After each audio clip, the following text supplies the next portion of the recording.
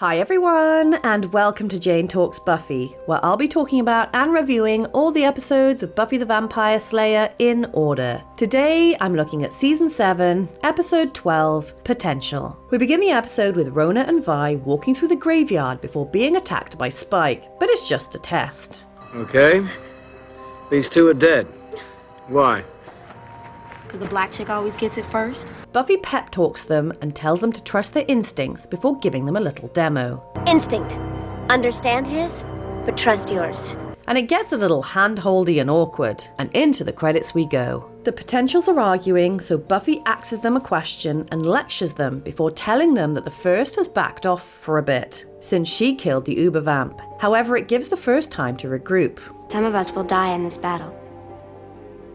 Decide now that it's not going to be you. At work the next day, Amanda comes to see Buffy and tells her a boy is picking on her, but she thinks he's cute. But Buffy babbles on and on about Spike before getting home to chaos and arguing, which Andrew breaks up, and Willow says there's news. The Seers have seen another potential already living in Sunnydale, but with Buffy planning to take the potentials out. Willow says she'll do a spell to track the girl down. While in the kitchen, the potentials play with the weapons in front of Dawn, who is clearly feeling some type of way. And Andrew bugs Buffy to let him come on the trip, but she says no. Left behind, Dawn and Andrew help Willow with her spell. Oh, Xander and Anya are here too. But the spell stinks and doesn't seem to work until Dawn moves to open the door, and the spell illuminates her as the mystery potential. Dawn freaks out because Buffy would have to die for her to be called, and the bringers could already be onto her, as well as Joyce's warning from a few episodes ago weighing on her mind. What is this? This isn't about womanly power. This is about the fact that Dawn just might have bought herself an early death. Willow, Xander and Anya argue about it loudly, and Dawn can hear, so she climbs out the window, while Buffy takes the potentials to a demon bar, where she runs into Clem, who's happy to see her, and does her a favour by pulling a large Marge on them all. Dawn runs into Amanda, who is injured, and explains she ended up alone in the school where she was attacked by a monster who tried to bite her, but she trapped it in a room and wants Buffy's help. However, Dawn volunteers instead.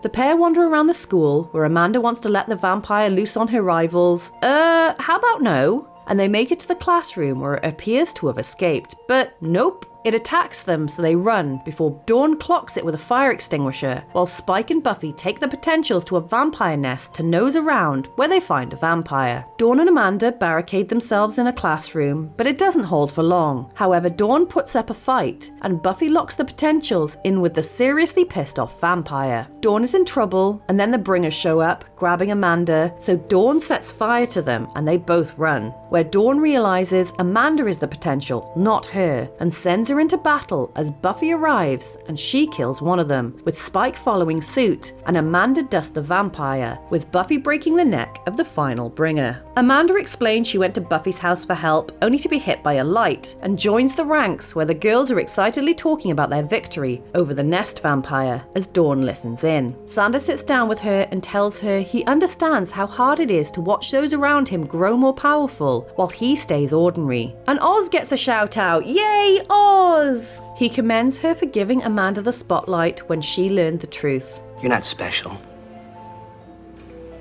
You're extraordinary. Okay, that's just adorable. Right, let's start with the ending, and this show knocks it out of the park with another great speech. It feels earned too, because Giles always encouraged Buffy and knew what to say to inspire her, and she in turn gave a speech in Checkpoint that inspired Xander, so it makes sense now that he's passing it on to Dawn. Dawn has been through this kind of thing before. She was a much sought after key, and then she was nothing. She thought she was a potential, but she wasn't, but this time she handled it very differently. She's so much more proactive now, which I love. Instead of being mad at Buffy having a life, she makes herself an active part of it. Okay, so let's look at this episode as a whole, and it's alright. I'm past the point of loving episodes because I don't really think of Season 7 as anything above mediocre, but it's cool to see Buffy passing on the training Giles gave to her to those who are next in line. I've always been a little confused over one point, and that's people keep saying that Buffy would have to die for a new Slayer to be called, when Faith is the active Slayer. But as I said in the previous episode, it appears that Buffy's resurrection reactivated her. Perhaps that's why Spike's chip doesn't work on her, because he hurts Vi at the beginning beginning of this episode and it doesn't activate either, but they're never really clear about it. I had to do a lot of internet digging to get answers. Anyway, that aside, the potentials are kind of fun. I mean, I don't like Kennedy, but the rest are likable, so we get a nice bit of humour throughout, as well as some great character growth from Dawn, who continues to be proactive.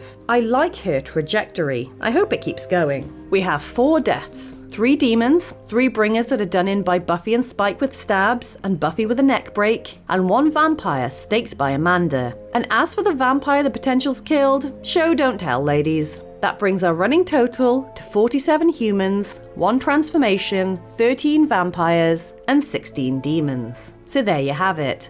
That was Potential. Let me know your thoughts in the comments below, or come say hi on social media. If you enjoyed this video, then please hit that like button, it really does mean a lot, or consider subscribing if you want to be sired by my channel. Alternatively, feel free to check out my other YouTube channels. Thank you so much for watching, I'll speak to you soon, and don't let the vampires bite.